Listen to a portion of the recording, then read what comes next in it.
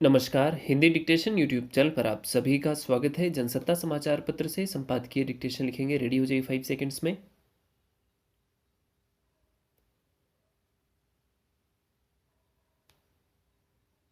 राजनीति का मुद्दा बनाने या अन्य किसी भी माध्यम से भाषणों के जरिए नफरत फैलाने वाली गतिविधियों पर सर्वोच्च न्यायालय ने पहले भी कई बार हिदायत दी है और इस पर लगाम लगाने के लिए किए जाने वाले उपायों के बारे में पूछा है।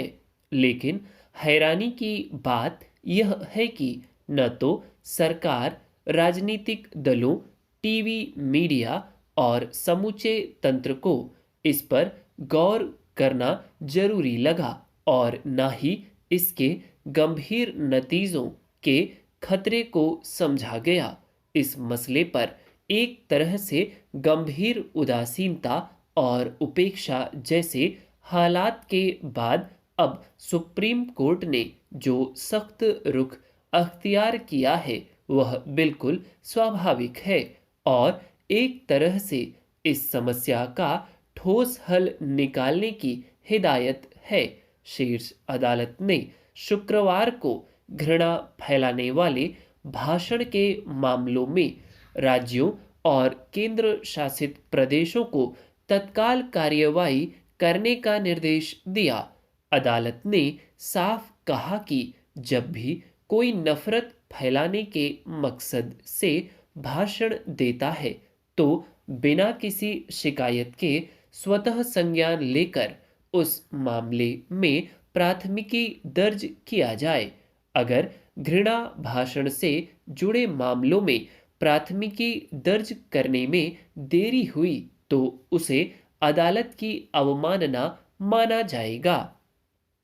इस सख्त निर्देश से पहले सुप्रीम कोर्ट ने कई बार सरकारों, राजनीतिक पार्टियों और इसे बढ़ावा देने वाले टीवी चैनलों को चेताया था कि इस प्रवृत्ति पर रोक लगाने के लिए हर संभव कदम उठाए जाएं। इसी क्रम में अदालत ने पिछले साल अक्टूबर में दिल्ली, उत्तर प्रदेश और उत्तराखंड की सरकारों को सख्त कार्रवाई करने का निर्देश दिया था। लेकिन जैसा कि जाहिर है यह केवल कुछ राज्यों तक सीमित समस्या नहीं रह गई है।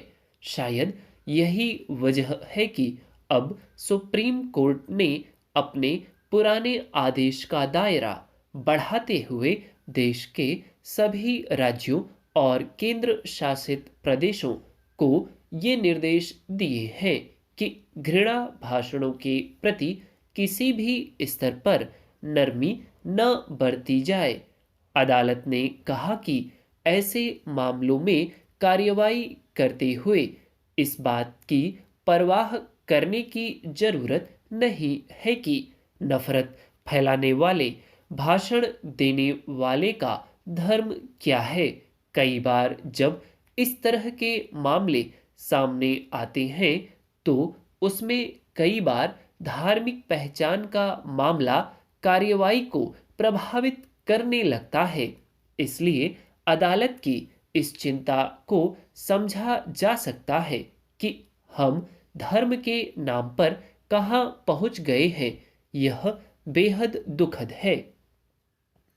दरअसल कभी इक्का दुक्का उदाहरणों में सिमटे रहने वाली यह समस्या पिछले कुछ समय से कई स्तर पर चुनौतियां खड़ी कर रही है। सच यह है कि अगर इस पर रोक नहीं लगाई गई तो यह देश के लोकतंत्र और धर्मनिरपेक्षता के ताने बाने को बुरी तरह प्रभावित कर सकती है।